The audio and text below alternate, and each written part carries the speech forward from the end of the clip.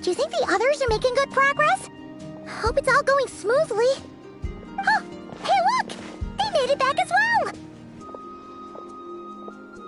Prince! Lama! How did it all go? All is well, thank you. Nefer and Yahoda had to stay at the curatorium to wrap things up, so they won't be joining us for now. I ran into Miss Anefa and Miss Aino on the way back. Their work is still in progress, so I suspect they won't be back for a while either. You seem rather cheerful today, Mr. Flintz. I certainly am. I achieved what I set out to do and came away with more than I bargained for.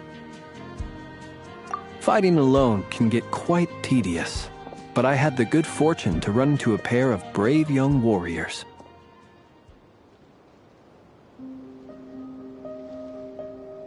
We meet again. How have you been? Albedo! What are you doing here? That would be a natural assumption to make. It's also the correct one.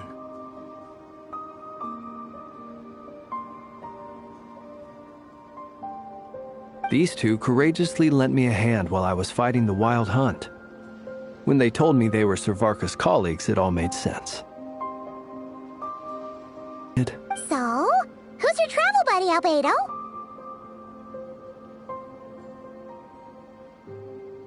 Why don't you come and introduce yourself?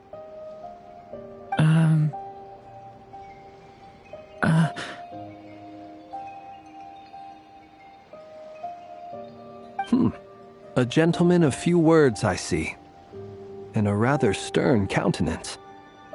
I presumed you were acquainted with him. Is that not the case?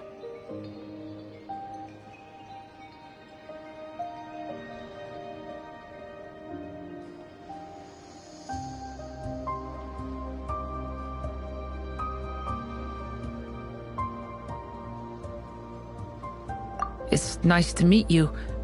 Again. We've technically met before. Wait a sec! You're Minnie Durin! That's right. It's me. I'm glad to see you again. By the way, he says it's okay if you drop the mini. Yeah, I'm not as mini as I used to be. Interesting, isn't it? The first step towards blending into human society appears to be reflecting on whether one's name really reflects who they are.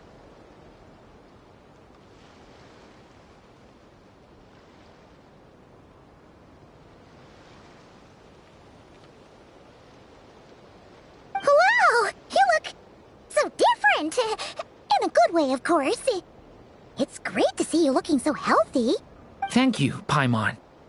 And although you're as mini as ever, I understand that diminutives don't always convey endearment.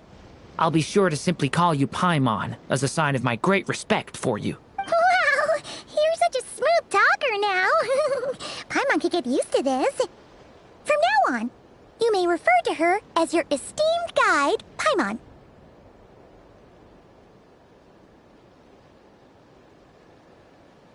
Personally, I think our little Paimon is the perfect size. When people call her Little Paimon, it's just because she's so adorable that they can't help themselves. If that's not a sign of endearment, what is? You're absolutely right, Miss Lauma. My brother still has a long road ahead of him when it comes to understanding human relationships.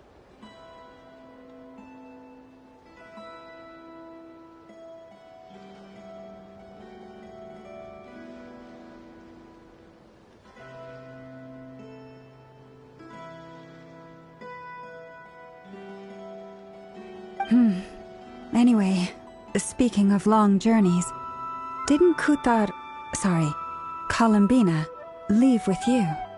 How come she isn't back yet? She's been catching up with old friends. Wouldn't be surprised if she stopped for a cup of tea or 10 on the way back. Uh-oh. People are talking about me. Hope it's nothing negative. Uh-oh. People are talking about me. Hope it's nothing negative.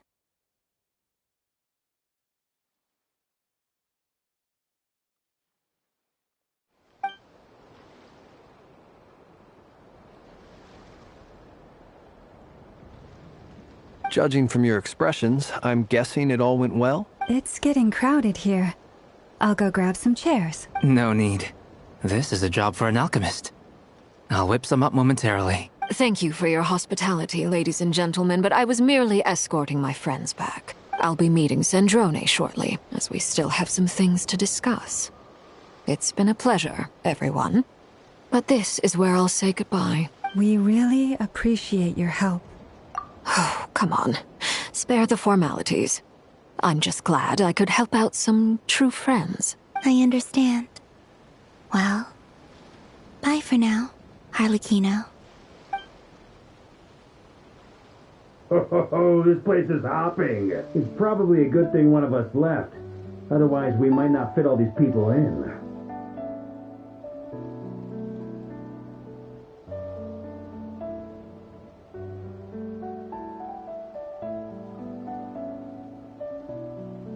Are you saying we're about to run out of chairs? Yourself.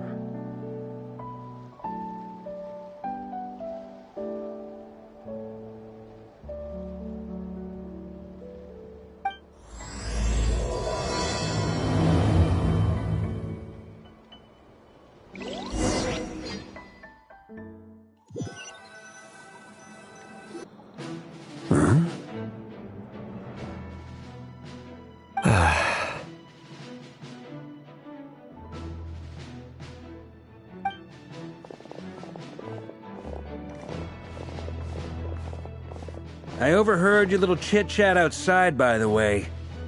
With Miss Columbina's colleague gone, we should be back to the original crew plus the other colleagues I brought in.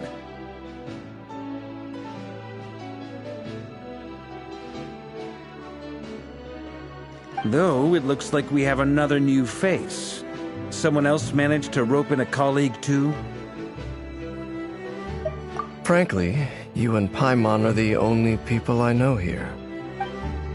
This here is Dainsleif, colleague of Tibet's greatest guide, Paimon, and greatest adventurer, the Traveler. Well, not exactly colleagues, more sort of friends. When someone else jumps in to do the announcing, you know you're speaking to someone important. Let's hear what he has to say. Note to self. Once Paimon knows your name, the rest of the world will soon follow. When he comes looking for us, it's usually something important. Paimon's guessing you've heard about the Wild Hunt, then.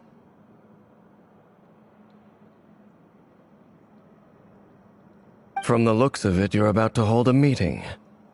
If I were to say that the Wild Hunt is our mutual enemy, would that earn me a seat at the table?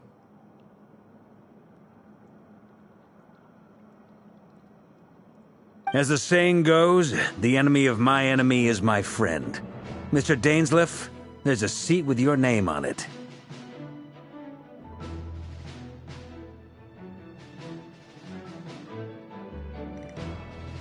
Though, I can't promise the same for everyone else. Hey, Albedo, think you can rustle up a couple more chairs? After all this time apart, Grandmaster Varka's first order is to rustle up a couple more chairs. I've missed this.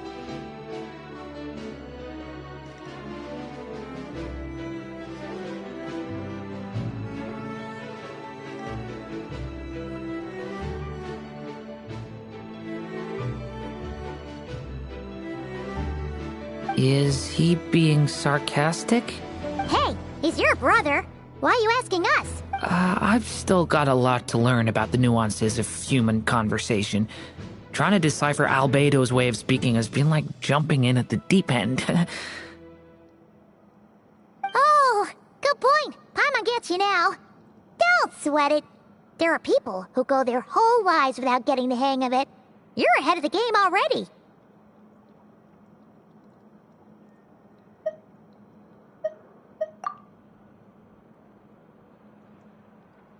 I wonder what's taking Nefer so long.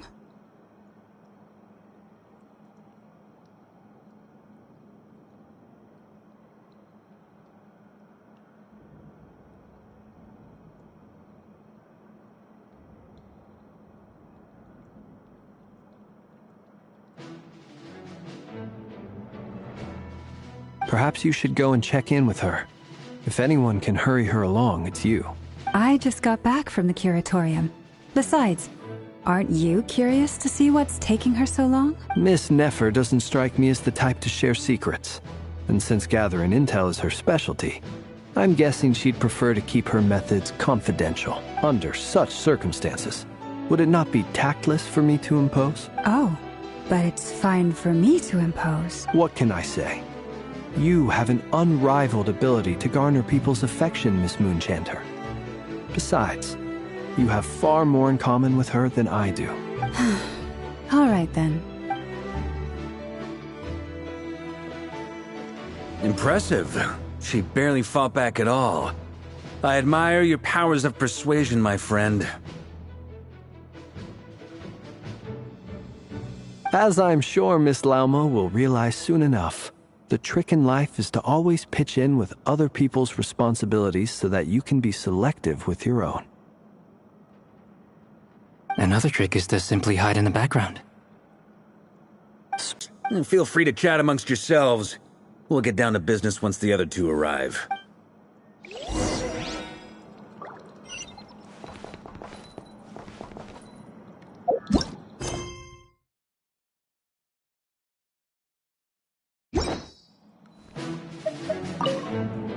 You're both awfully quiet. Why don't I start us off with an icebreaker?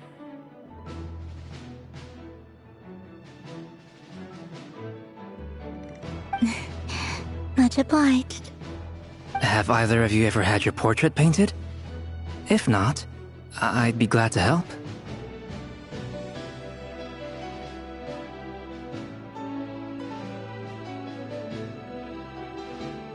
That sounds like a lovely idea. You know how to paint, then? I dabble occasionally. He's an excellent painter. Tables, chairs, people, dragons, you name it. He'll paint it for you. I'm flattered.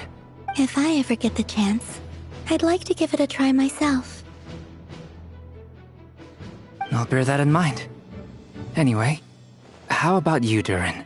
What sort of portrait would you prefer? Oh, I'd be fine with anything. Whatever style feels best to you.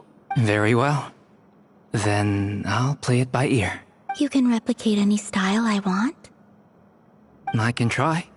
If you show me a sample, I'll do my best to match it. Thank you. In that case, I'll dig up some reference material for you.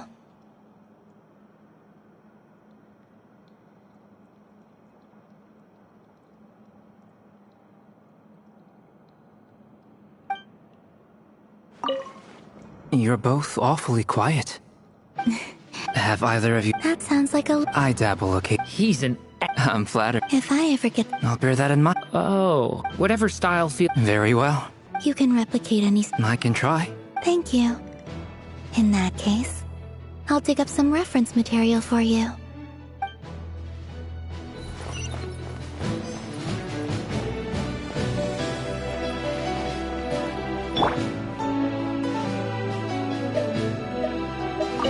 Truth be told, I can't remember the last time I was in a meeting with so many people.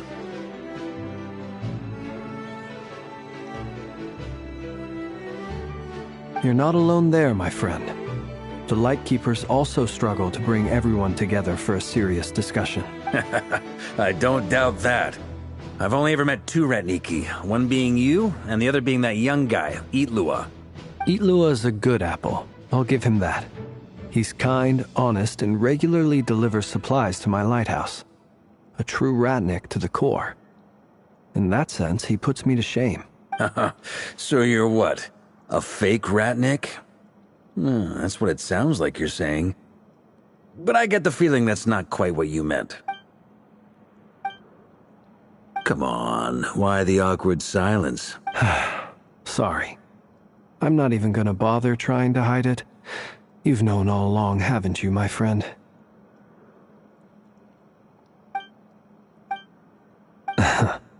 Now that was an awkward silence. Let's just keep this between ourselves. Probably best if Eloa doesn't know, huh? That goes without saying. Gotta be careful what you share with youngsters, after all. Anyone else in the know? Let me guess. The Traveler and Paimon? It's dangerous being too sharp for one's own good, you know. Then, in the name of the Animo Archon Barbados himself, I swear, your secret's safe with me. When we went for drinks, you said that you and Barbados were practically best buds. In the light of that claim, do you really expect me to take your oath seriously? Of course. Just as long as you don't go spreading around the fact that I'm close with Barbados, all right? Fair enough, then. Nothing like a bit of mutual leverage to seal the bonds of friendship.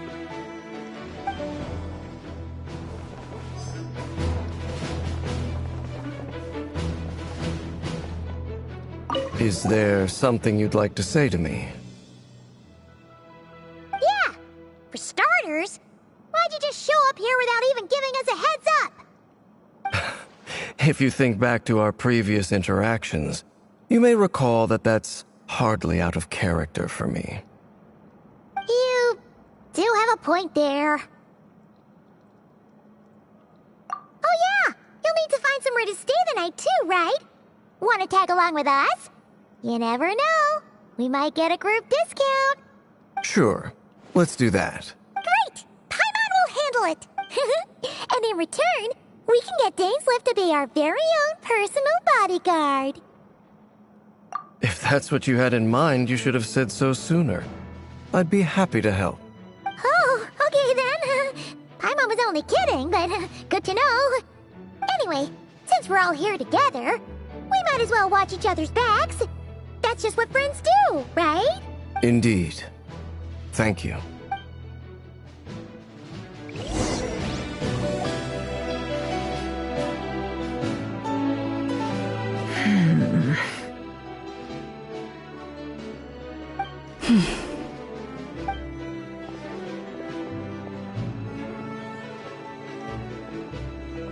Ah, Miss Nefer. You made it after all. But what about Yehoda? I'm here to give you an update on how things are going on our end. Once this is over, I'll be heading straight back to continue my work. I left Yehoda back at the curatorium to watch over things while I'm gone. Huh. So much for just this once. Shh! Not so loud! We're on a roll here. What if she remembers and suddenly decides to back out? Did you say something, Mr. Varka? Huh? I didn't say anything. Right, Flint's? Must have been a frog. They get so noisy around here at nighttime. It's like they're putting on a concert in the background. Anyway, before we begin, there's a few introductions to make. Let me start by saying that it's an honor to be speaking before so many distinguished colleagues and collaborators. First up, we have Miss Lauma. As Moon Chanter, she's the leader of the Frost Moon Scions, a local religious community in Nodcry. Then there's Miss Nefer, boss of the Curatorium of Secrets, an intel gatherer extraordinaire. Nefer is leading the investigation into Rerer's background, assisted by Yehoda and Lauma.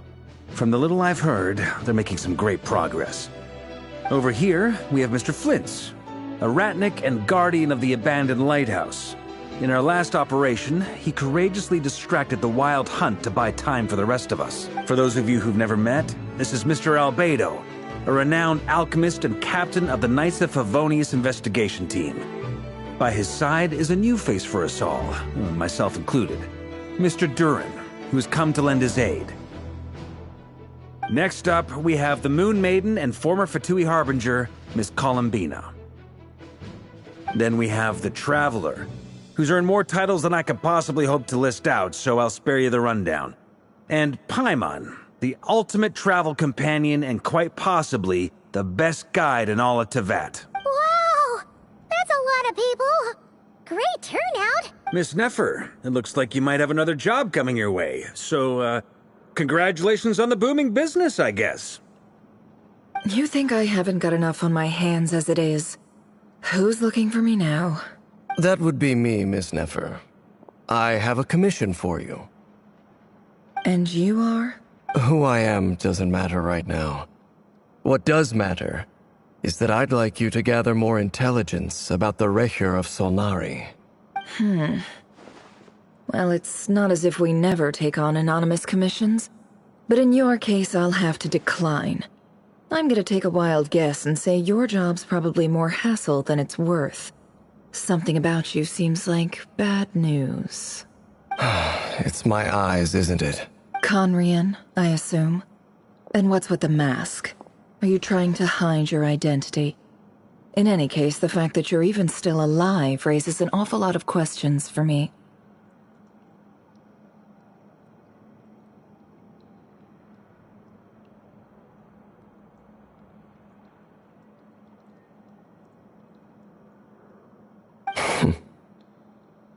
My name is Dainsleif, and yes, I am from Conria.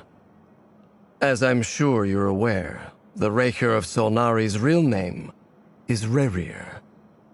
He was once an acquaintance of mine. Really? Then you must have been quite an influential figure yourself. You flatter me, but none of that matters anymore. My point was simply to clarify why I have asked Miss Nefer to investigate Rerir's background. So you're both from Conria, and it sounds like you used to be friends? What am I missing here? Surely you already know how he became one of the Five Sinners. I'll tell you everything I know. The history of Conria, the names and identities of the Five Sinners. I remember it all like it was yesterday. I have never spoken openly of this before. But the truth was exactly as people say. The Five Sinners were each driven by their own desires, and it was by playing upon these that the Abyss tempted them to their fall, tearing Conria apart in the process. Vedifenir, who wished to foretell the future. The wise, Haroptatir, who sought limitless knowledge.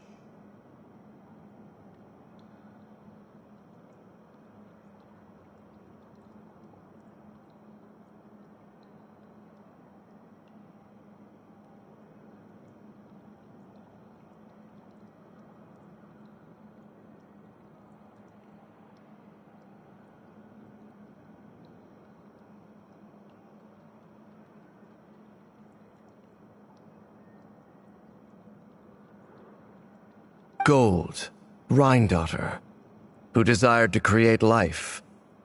The foul, Sertologi, who pursued supreme strength.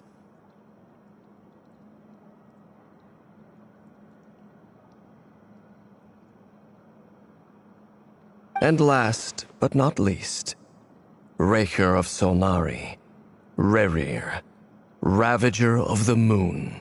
Of the five, Rerir is the only one who remains a mystery to me.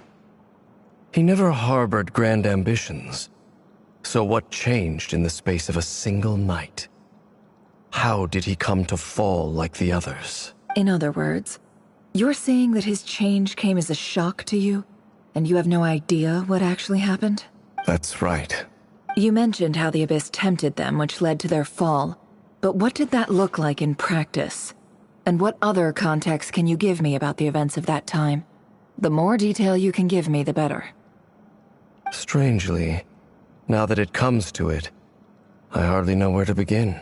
The fateful night took place during the era of the Eclipse Dynasty.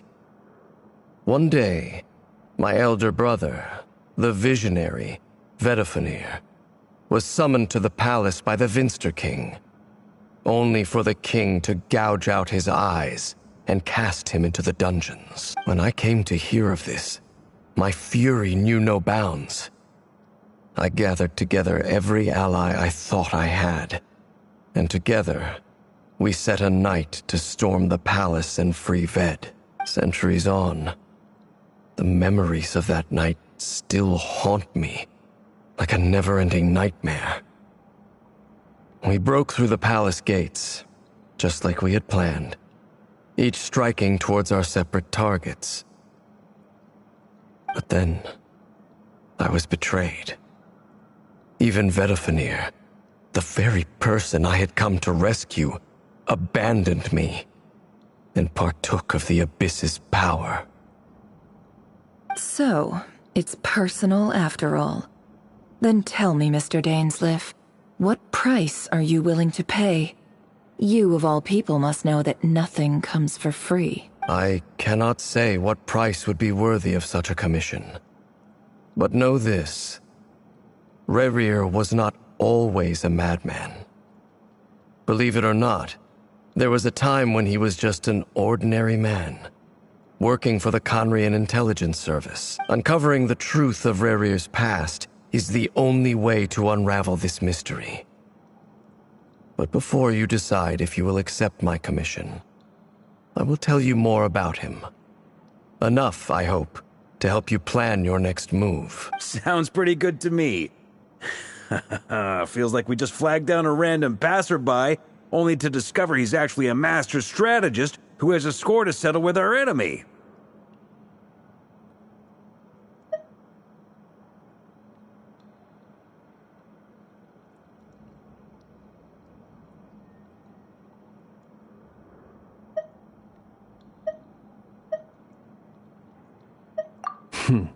Can I borrow your halo? It could be useful in the lighthouse. Hey, enough with the wisecracks! Besides, isn't that lamp of yours bright enough already?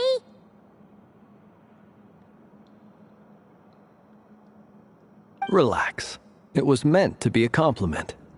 If that was a little over the top for your liking, I'll make sure to tone it down next time. I'll give your proposal some serious thought, Mr. Dainsleif. Let's speak in private once the meeting is over. Before that, there's a few things I'd like to share.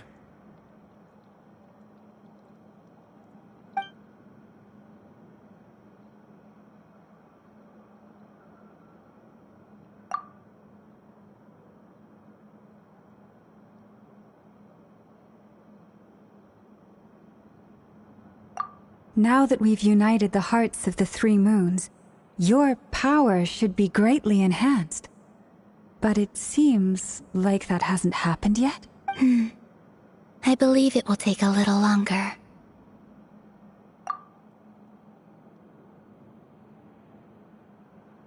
You've done so much for me, so I want to be completely honest with you all. Even though I'm doing a lot better now, the truth is, my recovery will likely be an ongoing process. From the moment I was born, my power has been slowly ebbing away. And that is because Tevat has never accepted me. Even with the moons united as one, it seems my rejection cannot be undone. So far, I have yet to find a solution. It may turn out to be a problem that will plague me until the day I finally leave this place behind.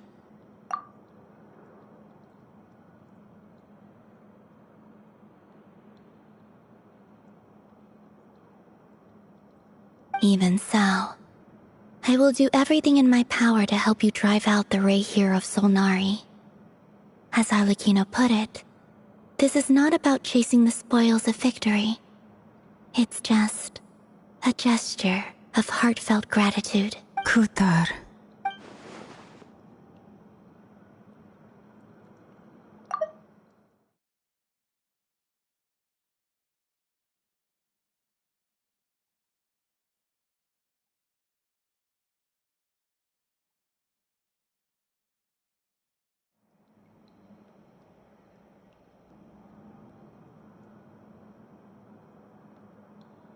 Defeating the Rayhir of Solnari will be no easy task. While my strength slowly recovers, we'll also need to gather more intel. Naturally. We should take all the help we can get if we hope to defeat him. We've considered several viable plans now, but our choice hinges on the answers to a few key questions. Is it even possible to kill Rerir? What experiences shaped the person or monster he became? And what's he really after? Given Albedo's expertise in alchemy, I think we should leave him to try and answer the first of these questions. Understood. As for the other two, I'm afraid we'll have to count on you again, Miss Nefer. Believe me when I say it's not my wish to burden you. But right now, relying on your skills is our only option. So you're placing all your hopes on me, huh? We can't thank you enough for agreeing to help us. Honestly, I can hardly believe how lucky we are. You sure have a talent for changing your tune, Miss Moonchanter. Timid like Yehoda one moment, then flinches insincere flattery the next.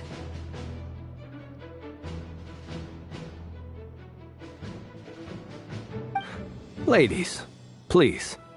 I must object to your portrayal of me. That's all.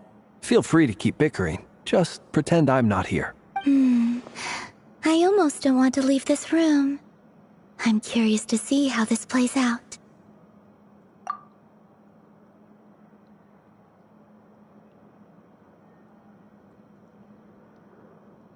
I have faith in you, Miss Nefer.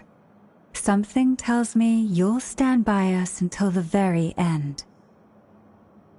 Oh? And what makes you so sure of that? What if I suddenly decide that And knowing you, that alone is motive enough. Look at them getting along so well. Like two peas in a pod.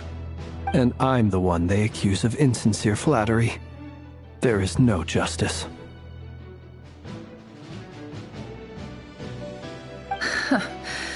Miss Lauma, you have to understand something.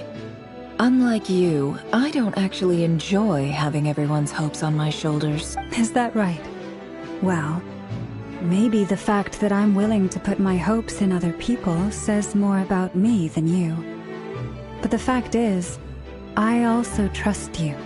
And that's because I know that you're someone we can count on. Anyway, we've got our plan, so let's get moving. Mr. Dainsleif, let's talk.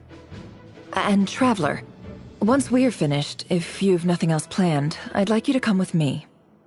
This whole experience is teaching me a lot. For instance, I now know that when other issues come up in the future, I'll have far more luck getting Lauma to convince Miss Nefer than trying to do it myself. Hate to say it, friend, but that's one of the funniest things I've heard in a while. Why? You think I've got it wrong? Quite the opposite. But what makes it so hilarious is how long it's taken you to realize.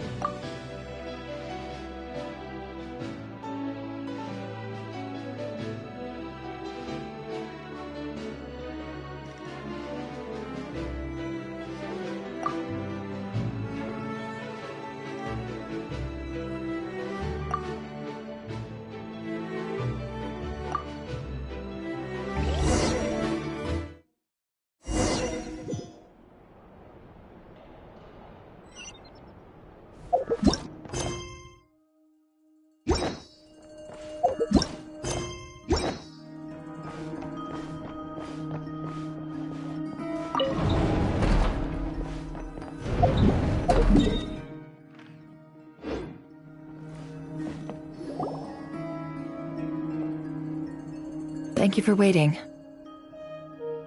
It's okay. We actually used the time to help Dainsleif get a room at the hotel.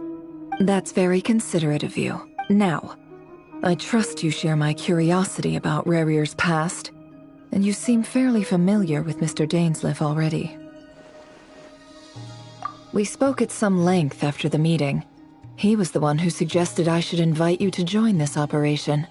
He feels confident that these secrets will be safe with you. Dane has a lot of faith in us, that's for sure. Likewise. I appreciate that you got right on board without interrogating me about why I invited you. It shows that you trust me to explain everything in due course. That's because we know what you're capable of. We appreciate you too, Nefer. You might have been forced to help in the beginning, but this time, it was your choice. That's one way to put it. Another is this, that once a decision's been made, it's set in stone. After that, my only goal is to see it through. Alright, so here's how it is. I'm going to access Rerir's thoughts again using my confidential method. Now, I'm sure you've seen things like this before on your travels, so you're surely well aware of how dangerous it can be. The reason I've gathered you all here is to ensure my safety during the proceedings. I plan for us to enter the fragment of his consciousness together, and once inside, I will focus on searching for information. Think of this as a diving expedition into someone's brain. If I'm the diver, you are my safety equipment, tasked with keeping me alive while I'm under the surface. Once the ceremony begins, we will all be spying on privileged information. But in the interests of safety, you must remain absolutely silent at all times. We will discuss our observations after the ceremony has concluded. Lastly, any individuals of a weaker constitution are advised not to partake in the ceremony. In any case, Paimon has her own job to do, which requires staying in the room but not joining the ceremony.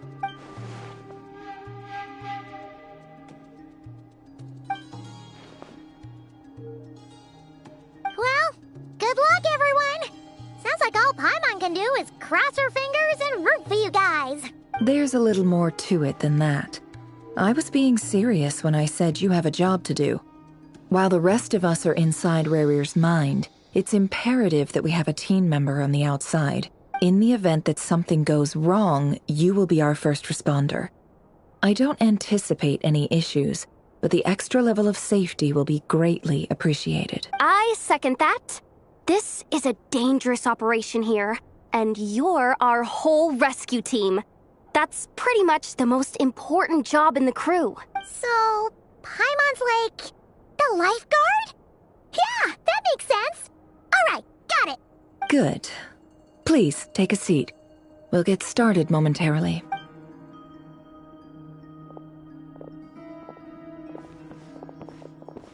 So, did Mr. Dainsliff tell you anything else? He told me that he believes Rerir kept some big secrets in his life. He's not sure that they were the cause of his eventual downfall, but he's asked me to uncover what those secrets were all the same. But surely you're not planning to go through with this, no matter the cost. If you think that, you'd be overestimating me. I'm a businesswoman, not a mercenary. But I do have my own professional reasons for taking this job. You think I'd turn down the opportunity to get a first-hand glimpse into Conrian history?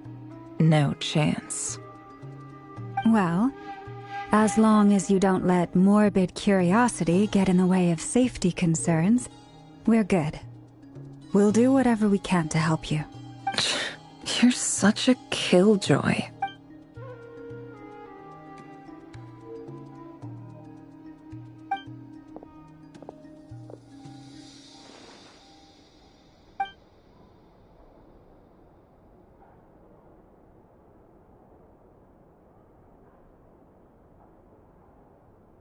All right, I'm good to go. All set over here, too. Promise, Paimon, you'll be extra careful. All right. Let your whole body relax. We're about to begin. Close your eyes.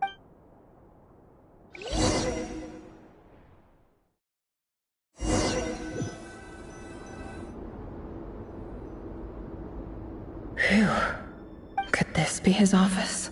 Pretty standard setup. Bookshelves, paperwork, files. According to Dainsliff, Rerir used to be an intelligence operative. Chances are there's plenty of top secret intel stashed away in this room. Is this where you keep your secrets, Rarier? Can't say I'm not looking forward to this.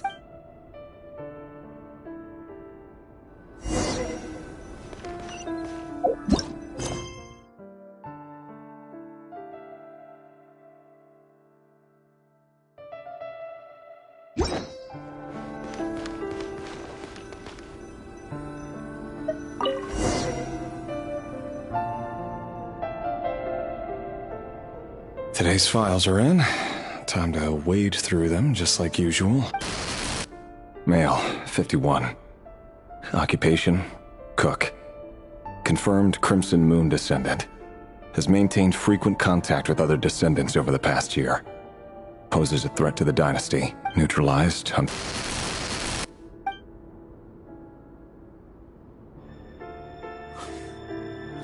This one should be archived under purged targets.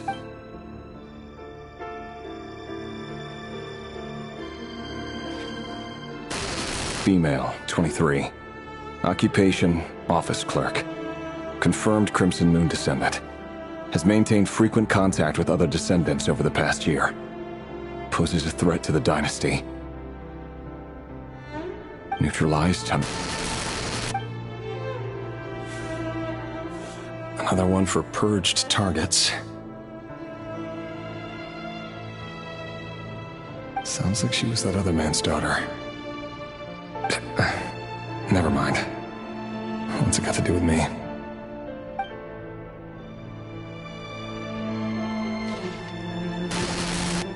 Male, 40. Occupation, teacher. Confirmed Crimson Moon descendant. Has been observed making contact with other descendants during the past year. Poses a threat to the dynasty. Neutralized on...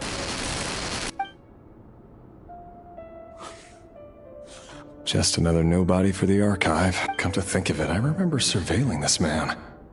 A case like his never would have been considered a priority in the past. Huh. He barely even interacted with other Crimson Moon descendants.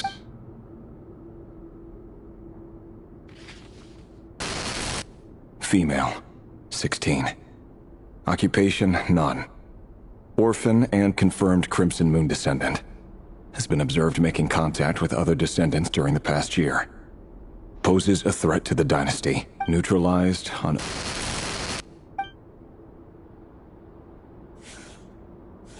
Filed. I have no recollection of this girl. And again, how many of them really are?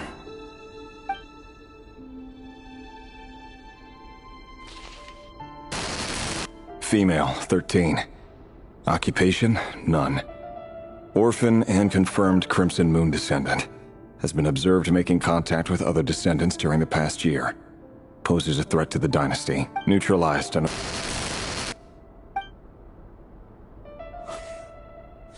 Filed.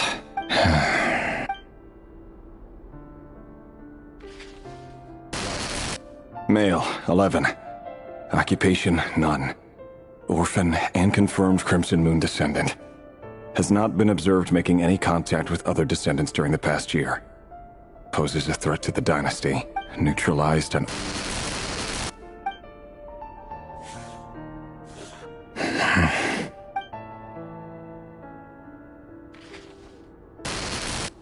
Male.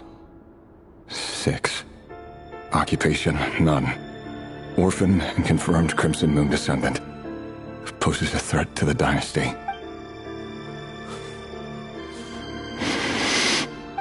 It's funny, isn't it?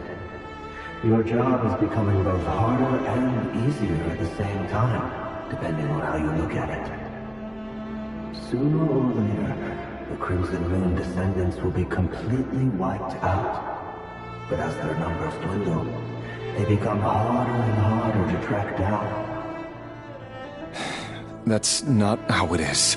Fortunately, however, most of the able-bodied adults have already been taken care of. The remaining weaklings will be increasingly easy to deal with. No! No. My job is to ensure the survival of the Eclipse Dynasty. And the only way to do that is by eliminating any and all potential threats. It's a perfectly legitimate line of work. Every single one of my colleagues can attest to my fairness. And if my friends were aware of the facts, I know they'd back me up too. Assuming, of course, that they were aware of all the facts.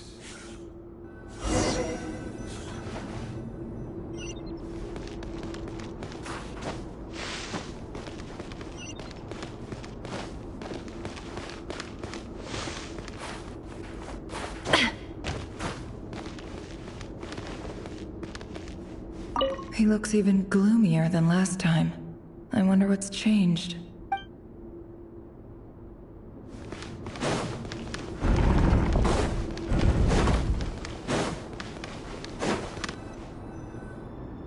Mr. Vedifalnir?